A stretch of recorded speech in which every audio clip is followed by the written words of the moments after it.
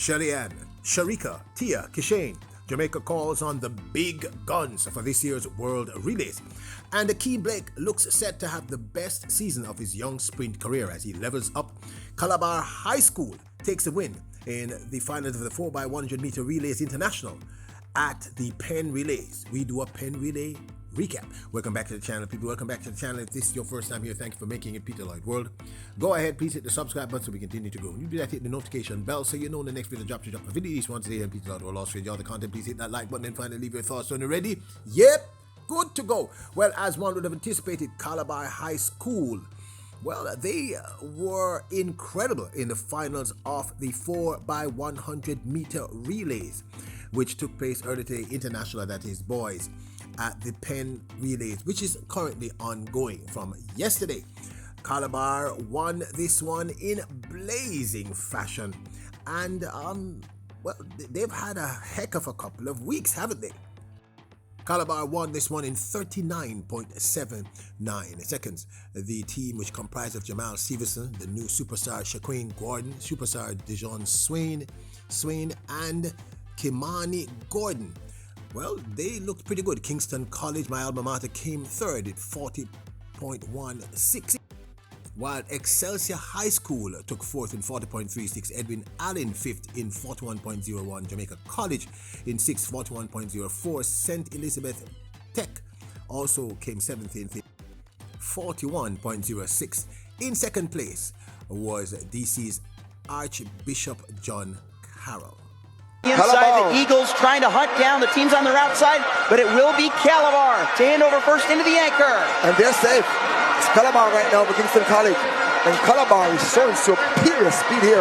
CALABAR storming away for their ninth wheel in the Championship of America Boys 4x1, now tied for the most in history. CALABAR's win should come as no surprise, as yesterday they ran the fastest time in the preliminaries. That time was 40.24 seconds. Look at their exchange. Fairly deep into the zone. They're going to win this one by a solid 8 to 10 meters in the number 2 spot. Edwin Allen, also from Jamaica. CALABAR.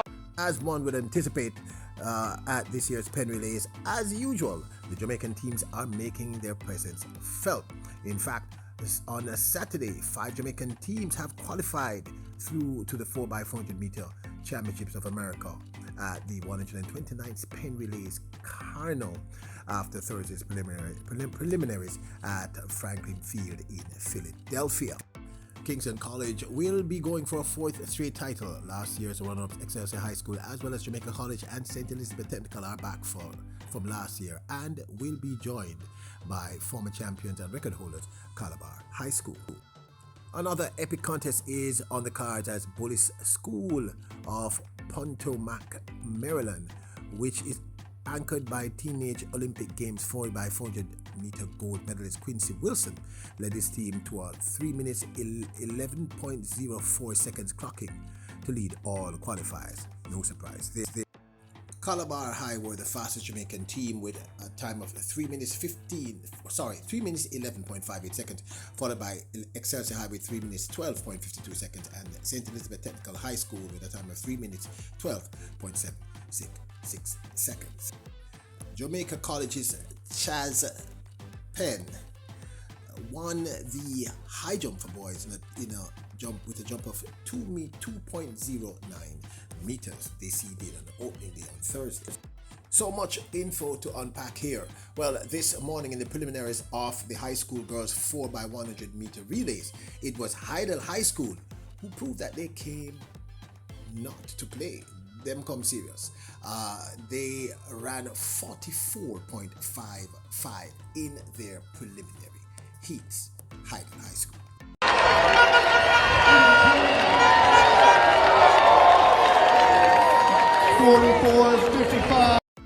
Woolmer's girls ran 45.50 with the top American team Bullis School running 46.10 for the 4th fastest time. After winning silver in the high jump, Woolmer's High School's Shaniqua Williams sets a PB to score the win at the ongoing PENN Relays in the girls high jump. With an impressive personal best of 1.82 meters, meaning 5 feet 11.5 inches. She wins the high school girls high jump at the ongoing Penn relays. Shaniqua Williams is on fire. Now, like I said, remember, she was in a battle with her teammate Daniel Noble at the Carifta game which just passed in Trinidad and Tobago. She ended up winning the silver in the event. She just walked away with a gold and a new personal best of 1.82 meters in the high jump at the ongoing Penn relays. Keep it locked here at Peter Lloyd World for more Penn relays coverage. Now, last year at the World Relays, Jamaica put out an okay team. They weren't really the big guns, and we were okay. You know, we did all right.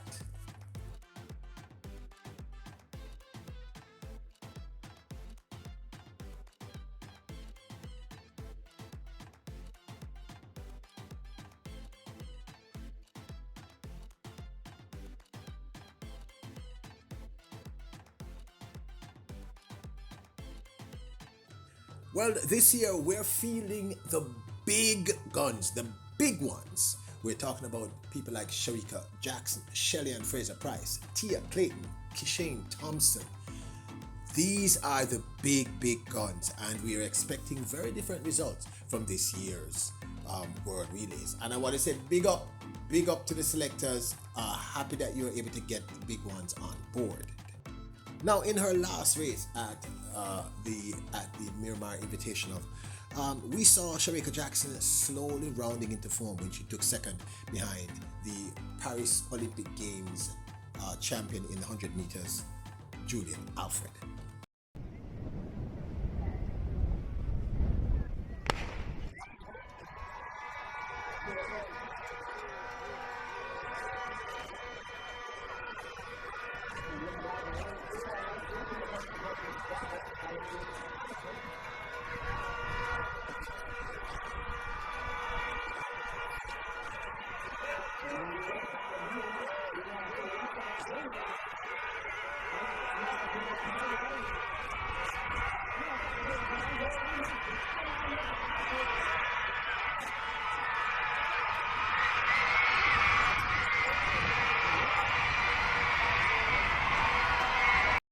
KISHANE Thompson's last race was also at the Miramar Invitational when we saw him, the only 100-meter distance we have seen him run this year, when he ran the anchor leg at that event for the Jamaican 4x100 meter relay team. Now, he closed down on the Dominican athlete who of course Dominica won, but I thought it was a very impressive run by him. Take a look.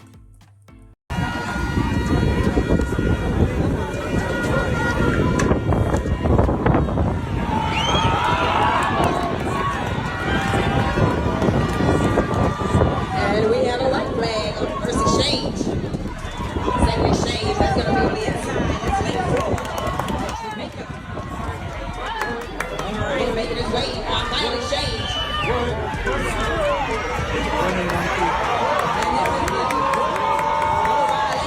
The Dominican Republic, and he is surging to the finish, ladies and gentlemen. The Dominican Republic beat them. Now, this of course is.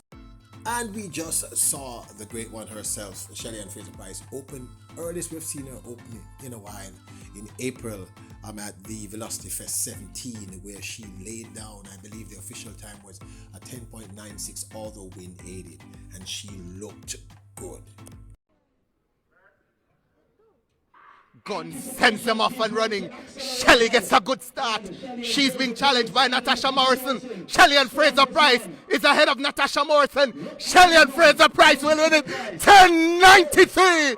Oh my word! If that whole Now, as one would have anticipated, her team, and they're being brilliant, Shelly-ANN Fraser-Pryce will only be running in the mixed relays, so don't expect to see her running all over the place. Remember, she's 38 years of age. She has to be very careful of the races she does, but this is a really good sign. Now, of course, Tia Clayton will also be on board, and she has been winning. She has been doing really well, and what we're excited about with Tia Clayton is we see her running the 200 meters.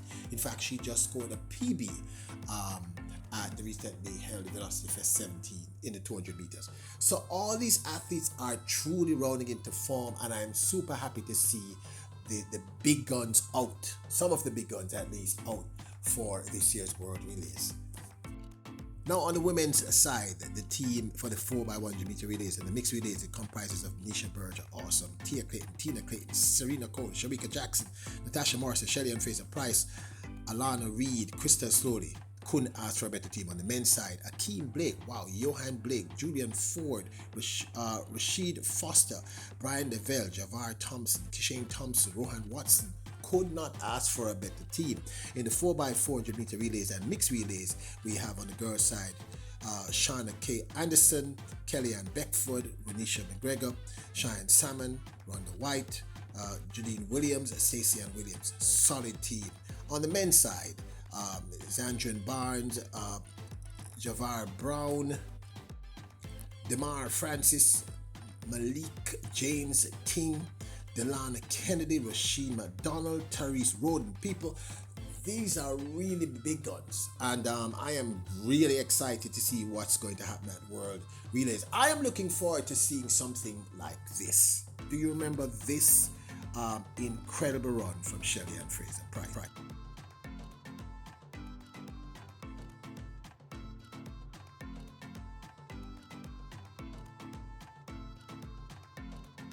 Are you as excited as I am to see the World Relays this year? Because the big guns are out. Yeah. Guns out this morning. Introducing Peter Lloyd World Merchandise, where style meets comfort. From trendy tees to cozy hoodies, we've got something for everyone. Elevate your wardrobe with our high-quality, fashionable designs that make a statement. Whether you're hitting the streets or chilling at home, Peter Lloyd World has you covered.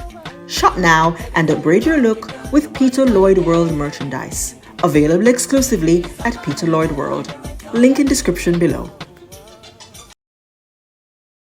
Justin Gatlin and his co-host Rodney Green from the Ready, Set, Go podcast talked about how dangerous they believe Julian Alfred will be re the women's 200 meters for the 2025 season. Do you agree? Take a look, take a listen, and let me know your thoughts. Justin Gatlin posted on his social media pages, Julian Alfred has had an impressive start to her season from the 400, 300, and 200 meters. What's next? It seems Coach Flo Knows is thinking of a master plan. Coach Flo Knows is Julian Alfred's coach. Take a listen. Nothing in my mind indicated that it was going to be 21. I was going to say 22 mid, maybe 22.5. But when the clock stopped at 21.8, I was like, ooh. So one of our favorites, Julian Alfred, this girl this season thus far has been super impressive. From the 4x4s she ran to the 400, down to the 300. Now she opened up with her 200 here at Tom Jones, where she ran the world lead and only 2 100s off of her personal best. She ran 21.88 and she made it look so easy. She's letting the podiums and her event know that I am coming. Be ready. Her competitor saw what she did. She's trying to be a double champion in the 1 and the 2. What's going to be so good about that is she'll be the first one in her country to do so, trying to be history 2 times over. She did it with so much strength. It wasn't necessarily like frequency. You could just see the power in her run. It was just almost like a bounce to it. Bow, bow, bow. I'm kind of excited and also scared to see exactly what it would look like for her to run her 100 meters. Now, I've got to admit, people, I kind of agree with both Rodney Green and Justin Gatlin here. I have not even talked about that 200 meters by Julian Alfred at 21.88. That was a scary run. I'm not exaggerating. That was scary. But we're going to talk about that in another video. So do you think that Julian Alfred could be a factor in the 200 meters? We know about Gabby Thomas. I'm talking about threats to Shericka Jackson. We know about Gabby Thomas being great talent. But the way Julian Alfred executed her first 200 meters with a world lead this early in the season. And he was right. It was just power. Just power. There was no little or no grace here. It was power. And he's right, meaning Justin Gatlin. she looked like she just had a little morning jog. That drew my attention. But like I said, we'll talk about that in another video. Another athlete who has been very, very impressive thus far for the 2025 season is none other than Jamaica's own Ackeem Blake, who I've been talking about for quite some time. You all know this. He has had two remarkable years.